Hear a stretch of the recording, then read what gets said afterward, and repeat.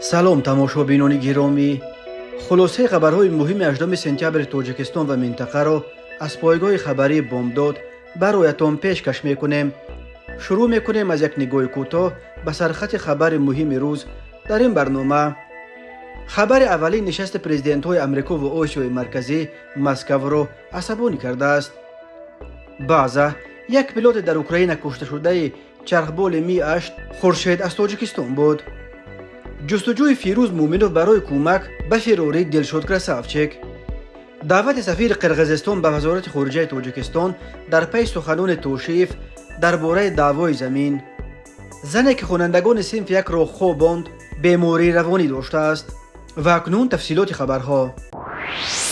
پرزیدنت تاجیکستان امامعلی رحمان صبح 18 سپتامبر سال 2023 برای اشتراک در یک اجلاسیه 78 مجمع عمومی سازمان ملل متحد و وخوری سران دولت‌های آسیای مرکزی و ایالات متحده آمریکا به شهر نیویورک آمریکا سفر کرد. خدمات مطبوعات پرزیدنت خبر داد که در این سفر امامعلی رحمان را وزیران کارهای خارجی و تندرستی، یاردمچی پرزیدنت اوید و مسائل رابطه‌های خارجی و دیگر شخصان رسمی همراهی میکنند. رهبران کشورهای دیگر آسیای مرکزی نیز رهایی نیویورک میشوند و اساساً برای ملاقات نخستین رهبران منطقه با پرزیدنت آمریکا جو بایدن. معمولاً آنها در اجلاس‌های سالانه مجمع عمومی سازمان ملل اشتراک نمیکردند و برای مثال از نام تاجیکستان چند سال باز در این جلسه ها وزیر خارجه تاجیکستان سراج الدین موردین اشتراک و سخنرانی میکند. پرزیدنت ازبکستان شفقت میرزیویف باشد سال 2022 به مجمع عمومی دخترش را فرستاد و از نام ازبکستان سیده میرزیویف آنجا سخنرانی کرد. ولی این بار در حاشیه اجلاس 78 مجمع عمومی در نیویورک نخستین نشست سران آسیای مرکزی و آمریکا دایر می شود. چارچوب 5+1 برای تحکیم روابط آمریکا با آسیای مرکزی هنوز سال 2015 تشکیل شد، ولی تا کنون نشست‌های آن در سطح وزیران خارجه این منطقه و کاتب دولتی آمریکا برگزار می شد. امسال باشد به همه 5 پرزیدنت آسیای مرکزی از نام جو بایدن دعوتنامه فرستادند. چنین به نظر می رسد که وضع پلیتیکی تغییر یافته در منطقه و اطراف اون، از جمله جنگ روسیه با اوکراین و کوشش‌های روسیه برای از جمله توسط کشورهای آسیای مرکزی پشت پا زدن تحریمات به ضدش جاری شده، به قدرت رسیدن طالبان در افغانستان و گسترش حضور چین در این قلمرو واشنگتن را وادار کرده است که جویای تماس‌های بازم نزدیکتر و مستقیم در سطح رهبران اول کشورهای آسیای مرکزی شود. نخستین ملاقات پرزیدنت آمریکا جو بایدن با رهبران 5 کشور آسیای مرکزی قزاقستان، قرقیزستان، تاجیکستان، ترکمنستان و ازبکستان در حاشیه اجلاس 78 مجمع عمومی در نیویورک از 19 تا 20 سپتامبر سال 2023 دایر می شود. مسکو که آسیای مرکزی را یک منطقه نفوذ سنتی و تاریخی خود و حتی طبق یک تعبیر در بین سیاستشناسان روس معروف زیر شکم روسیه می شمارد، عصبانیتش از کوشش‌های آمریکا برای برگزاری نشست مستقیم با سران این منطقه و ایجاد روابط مستقیم با پرزیدنت‌های آسیای مرکزی را پنهان نمی‌کند.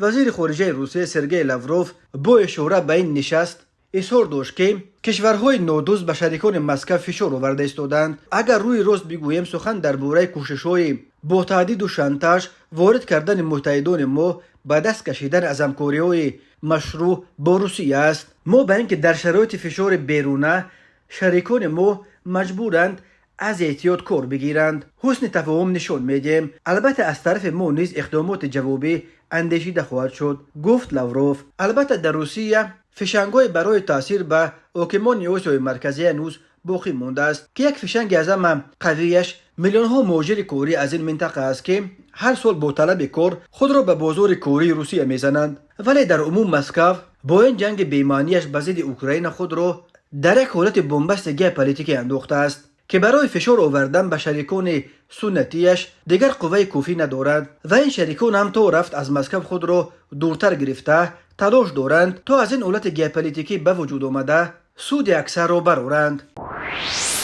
تلگرام کانال باز یک نشریه به مقامات قدرتی روسیه نزدیک اسم 2 خلبان یا پیلوت را که در داخل چرخبال از ولایت کورسک روسیه را بوده و به اوکراین بردند معاین کرده است. یکی از آنها به اطلاع این کانال خلبان 28 ساله زاده تاجیکستان با نام خورشید بوده است. مقامات حربی روسیه در این چرخبال بودن شهروند تاجیکستان را رد می کنند. این چرخبال نسبتا نو سال سوختش 2016 روز 9 آگوست را بوده شد.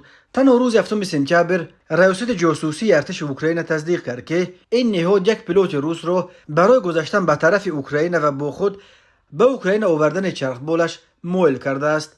به پیلوت روس ماکسیم کوزمینوف برای این کارش $5 میلیون جایزه دادند، ولی دو پیلوت دیگر که نیز در آن چرخبال بودند و از تسلیم شدن سرکشی کردند از بین برده شدند. بعضا در گزارشش تاکید کرده است که با این حال به نزدیکان نیکیتا و خورشید درباره سرنوشت آنها تا حال رسما یگان خبر ندادند. وزارت مدافع روسیه بلافاصله همان روز 16 سپتامبر خبر در چرخبال ماه آگوست غیب زده تمغه می 8 بودن شهروند تاجیکستان را رد کرد. خبر در پایگاه‌های اینترنتی و تلگرام کانال‌ها نشر شده درباره اینکه گویا در هیئت اکیپاژ که ماه آگوست سال جاری بینام و نشان غیب زد تمغه می 8 روسیه شهروندان تاجیکستان نیز بودند کاملا واقعیت ندارد، گفته می شود در بیانیه وزارت مدافع روسیه. و افزودند که در هیئت قوه‌های هوایی و کیانی ارتش روسیه تنها شهروندان روسیه خدمت می کنند. اما این وزارت جزئیات دیگر خبر تلگرام کانال بازا از جمله نیکیتا و خورشید نام داشتن دو پیلوت دیگر را شرح نداده است. گذشته از این بازا در خبرش خورشید را زاده تاجیکستان نامیده بود، نه شهروند تاجیکستان. کاملا امکان دارد که خورشید مثل 10 افسر دیگر تاجیک شهروندی روسیه را گرفته باشد تا که خدمت در صف قوه‌های هوایی و کیهانی ارتش روسیه را به دست بیاورد. در سالهای آخر 10 افسر تاجیک از جمله پیلوت‌ها به صورت عمومی از ترتیب ساده دریافت شهروندی روسیه استفاده برده و در روسیه ماندند و در ارتش این کشور به خدمت پرداختند. این روند گزارش عمومی به ارتش روسیه سال 2022 در پی شروع جنگ روسیه به ضد اوکراین و به این جنگ فرستادن فوج افسران و عسکران تاجیک به ارتش روسیه پیوسته و از اوکراین آمدن خبر کشته شدن زادگان تاجیکستان کاهش یافت. داستان کل تاجیکستان روز 15 سپتامبر سال 2023 خبر داد که فیروز مومنوف ساکن 39 ساله دهه جزئی جماعت چست نوع شهرنو را برای کمک به دلشاد سید مرادوف یا ملقب دلشاد اسبه متهم اساسی درآمدن و قتل بانکدار معروف شورت اسمتالایف تحت جستجوی بین المللی قرار دادند. خود فیروز مومنوف و یا نزدیکانش برای شرح قضیه دسترس نیستند، ولی داستانی میگوید که مومنوف 3 سال باز دلشاد سید مرادوف را میشناخت و بعد فرار او از تاجیکستان سید مرادوف را یک هفته در پنزه پنهان کرده سپس توسط ماشین کیروکش به مسکو فرستاده است. داستانی در بیاناتش گفت شهروند جمهوری تاجیکستان مومنوف فیروز فتویویچ سال تولدش 1984 ساکن نویه شهرنو جماعت دیوت چست دهه جزئی که از سال 2020 با سید مرادوف شناسایی داشت. بعد صادر کردن جنایت سید مرادوف را در شهر پنزه فدراسیون روسیه قبول کرده تا 1 یولی سال روان برای پنهان شدن او مساعدت نموده است. پس از این مومنوف کردارهای جنایتی خود را ادامه داده دیده و دانسته که سید مرادوف در جستجوی بین المللی قرار دارد با مقصد در دیگر منطقه فدراسیون روسیه پنهان نمودن او را از شهر پنزه توسط واسطه نقلیات کیرویکش به شهر مسکو گسیل کرده است. بنابراین از جانب پروکراتور ژنرال جمهوری تاجیکستان نسبت مومنوف پرونده جنایتی آغاز گردیده جستجوی بین المللی او اعلام کرده شده است. داستان کل تاجیکستان هم زمان تصدیق کرد که هر نفری که به پروکراتور ژنرال جمهوری تاجیکستان و دیگر مقامات حفظ حقوق وابسته به بود و باش جنایتکار اطلاع می‌دهد با مکافات پولی قدردانی کرده می شود. داستان کل تاجیکستان را هم تصدیق کرد که اخیراً در یک ملاقات با رهبران جمعیت‌های تاجیکان روسیه به آنها عکس‌های دلشاد سید مرادوف را نشان داده برای جستجوی او از مهاجران تاجیک کمک خواستند. یادآور می‌شویم که شورت اسمتالایف را از نزد منزلش در مرکز شهر دوشنبه به ماشین بار کرده به یک منزلی از قبل اجاره گرفته شده در دهه شاداب جماعت چهارباغ نویه ورزا بردند. اسمتالایف ساعت 3 صبح 24 ایون بعد 7 ساعت شکنجهش دیگر به این همه عذاب و عقوبت تاب نآورده جان داده است. آدمربایان جسد او را همراه ماشین به دریای زرافشان پرتافته فرار کردند. جسد اسمتالایف را بعد 50 روز جستجو روز 12 آگوست از موضع سرزم پنجکند در نزدیکی مرز با ازبکستان پیدا کرده روز 3 آگوست به خاک سپاریدند.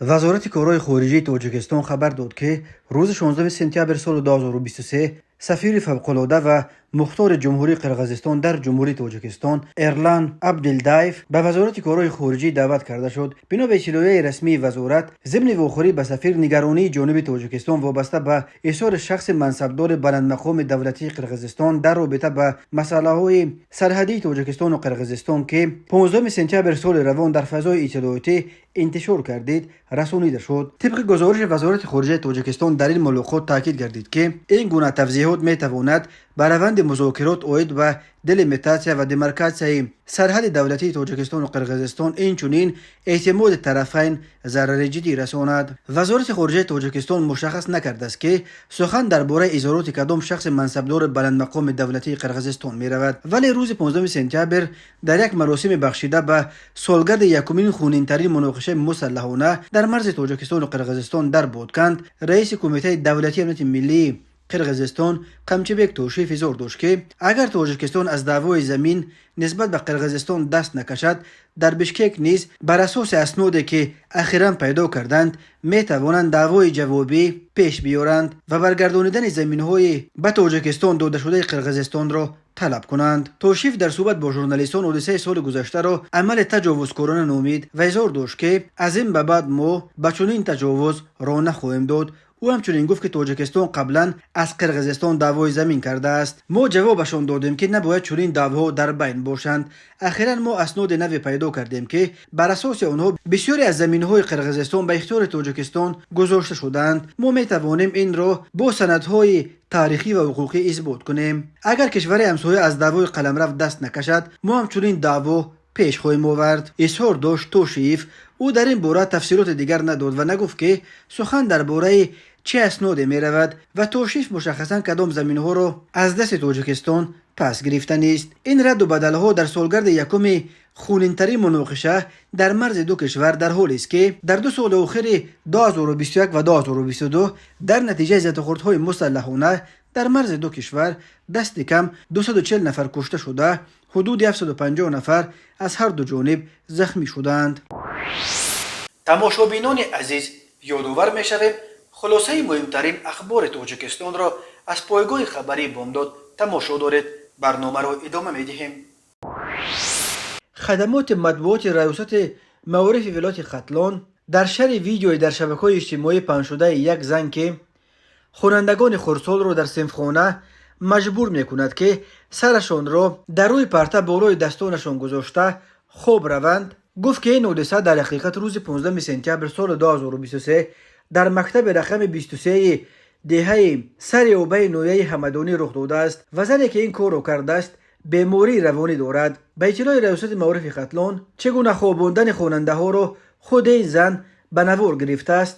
ریاست معارف این زن را تنها دائم سال تولدش 1985 ساکن دهه سیراب جماعت دیات پنجاب نویه حمدانی نام برد، ولی در شبکه‌ها بعداً نوار این زن با نام پرش دلشاد و محبوبه نشر شد. این قضیه مسئله تا کجا در امن بودن کودکان خردسال و عاجز در مکتب‌های تاجیکستان را روی او برآورد، چون که یک زن با بیماری روانی توانست وارد صنفخانه شده طول چند دقیقه خود را معلمه وانمود کرده بالای کودکان فرمانروایی کند. پهلوی دیگر این مسئله کودکان خردسال را در صنفخانه ها تنها پرتافتن و در وقت درس گویا به خانه آموزگاران رفتن آموزگار صنفی یک است. ریاست معارف ختلان گفت محبوبه دلشاد و یگان معلومات اولی ندارد و از 23 سپتامبر سال 2013 در قید مرکز روانپزشکی نویه میر سید علی حمدانی قرار داشته معیوب گروه دوم می باشد. بنا به فرضیه ریاست معارف، شهروند دلشاد و صبح 15 سپتامبر سال 2023 با مؤسسه تعلیمی رقم 23 دهه‌شان کوشش وارد شدن نموده است، ولی پاسبان و نوبتدار مانع وارد شدن او با مؤسسه تعلیمی شدند. پس از این تخمینا ساعت 13:30 از دیگر قسمت وارد بنای مؤسسه گردیده در حالت در خانه آموزگاران بودن آموزگار صنف یکم به صنفخانه وارد شده است. در این لحظه علکه خوانندگان بست دوم به درس ها حاضر شده بودند. نامبرده با تلفن موبیلی خوانندگان را به نوار گرفته است. آموزگار پس از چند دقیقه به صنفخانه برگشته حالت مذکور را دیده شهروند محبوبه دلشاد را همراه پاسبان از مؤسسه بیرون کردند. همزمان به اطلاع مدیر شعبه معارف نویه وابسته به حالت مذکور، کارمندان شعبه ملیس نویه میر سید علی احمدانی نیز کار برده ایستادند. در جلسه فوری شعبه معارف برای پرزور نمودن نظارت داخل مکتب دستور قطعی داده شده است تا که وارد مؤسسه تعلیمی گشتن شخصان بیگانه تحت نظارت جدی قرار داده شود. در همین حال شب 16 سپتامبر در شبکه‌های اجتماعی نوار دیگری نشر شد که در آن یک زن خود را محبوبه دلشاد و معرفی نموده با اظهار پشیمانی اقرار میکند که او خوانندگان صنف یک مکتب رقم 23 نویه حمدانی را در صنفخانه جمع کرده مجبور کرده است که بخوابند. این زن میگوید محبوبه دلشاد و زاده امین دیوت پنجاب روز 15 سپتامبر جیان و مکتب بوده. درما مجلس بوده در مجلس در معلومات بلافا در تدریس فرگشت سردن در ننی چیش همه جان کام تو مکتب در دو دستینفاتون بدرویم بشینه. دیدم که گوش نمیکنه سبون نمیبرده جوال است نمیشه او جا مجلس رفته گفتم خط کنم بشینه. گفتم گوشم نکنم گفتم بشینه که میزنم گفتم اما نم خیلی کنه اما اشکام تاریکم خط کنم استودم بعد گفتم نه خوب نیسته تو مجلس بود چیدن گفتم هم خیلی بیستم.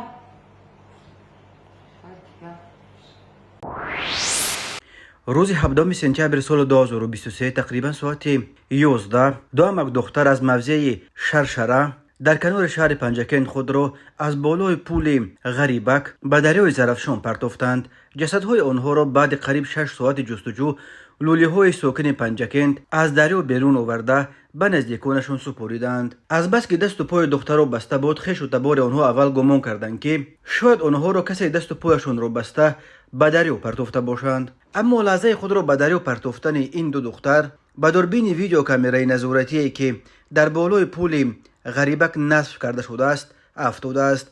در این ثبت دیده می شود که این دو دختر در بالای پول چند لحظه ایستاده خودشان دستان یکدیگر را می بندند و سپس از بالای پول گذشته یک باره به دریا می جهند. سبب خودکشی این دو دختر جوان انیق کردن شده است، ولی برخی ساکنان به پایگاه خبری بامداد گفتند که آنها را چند پیش به دو مرد که نمیخواستند فوتیه کردند و از بس که والدانشان به نی و نیستان این دو دختر گوش ندادند آنها به چنین شکل ناروزگی خود را به این ازدواج با نرخ جانشان بیان داشتند. در دست اداره بامداد عکس جسدهای این دو دختر نیز هست، ولی از نشر این عکس خودداری میکنیم. هر سال در تاجیکستان 100 نفر بیشتر زنان و دختران به جان خود قصد میکنند. نافهمی‌ها در عائله و مشکلات زندگی از سبب‌های عمده خودکشی زنان و دختران در تاجیکستان نام برده می شود.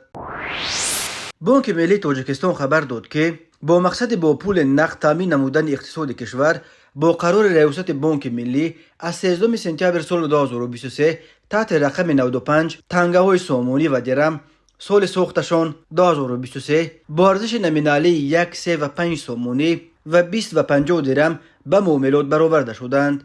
طبق قرار ریاست بانک ملی تنگه‌های ساخت سال 2023 در برابر تنگه‌هایی که الکی در گردش قرار دارند برابر گردش می‌نمایند. شعبه مطبوعات بانک ملی تاجیکستان گفت بانک ملی برای حمل و نقل به حسابگیری و تشکیل شرایط جهت با ارزش نمینالیشان به معاملات برآوردن تنگه‌های سال 2023 طبق ترتیب مقرر شده چاره‌های ضروری می‌اندیشد. تاجیکستان از بین کشورهای شوروی سابق آخرین کشوری بود که تنها ماه اکتبر سال 2000 یعنی 9 سال بعد فرو پوشیدن اتحاد شوروی پولهای نو خود را با نام سامانی و درم به معاملات وارد کرد. اولین پولهای تاجیکی در یک چاپخانه آلمان چاپ شده بودند.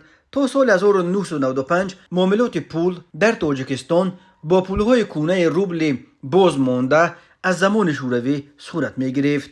وقتی که ماه اکتبر سال 2000 سامانی و درم به معاملات وارد کرده شد قرب اون با دلار امریکایی قریب برابر بود و یک دلار همگی یک سامانی و 40 درم ارزش داشت. در این 23 سال قرب سامانی نسبت به دلار قریب 8 مرتبه سبکتر شد و حالا قرب یک دلار در دور بر 11 سامانی میچرخد.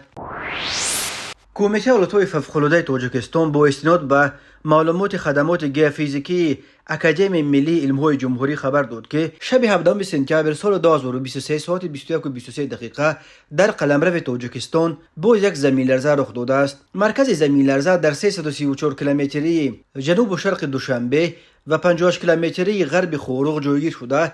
شدت زمین لرزه در مرکزش 4 بال و در شهر خوروغ 3 بال را تشکیل داد. این آفت یگان آسیب یا خرابی به بار نآورده است، خبر داد کمیته ولایت‌های فوق‌العاده. در همین حال مرکزهای بین المللی خبر دادند که مرکز زمین لرزه که شب 17 سپتامبر ساعت 21 و 23 دقیقه به وقت محلی در قلمرو تاجیکستان در عمق 37 کیلومتر رخ داد. در 56 کیلومتری جنوب و شرق قرقینجا منطقه در حدود نوع لخش رخ داده. اقتدار این آفت طبیعی در مرکزش طبق جدول ریختر 4.6 بال را تشکیل داده است. این پایگاه قبلا خبر داد که صبح 17 سپتامبر ساعت 05:04 دقیقه به وقت محلی در 36 کیلومتری همین موضع قرقینجا در عمق همگی 10 کیلومتر یک زمین لرزه دیگر با اقتدار 4.3 بال رخ داده بود. تاجیکستان در یک منطقه زلزله‌خیز قاره آسیا جایگیر شده. هر سال در قلمروش صدها زمین جنبی ثبت می شود. تماشابینان عزیز و گرامی، این بود مرور به خلاصه چند خبر مهم امروز تاجیکستان. خبر و گزارش های بیشتر از تاجیکستان و درباره تاجیکستان و اطراف آن را در سامانه پایگاه خبری بامداد در این نشانه پیگیری نمایید: www.bomdad.com. خوش باشید.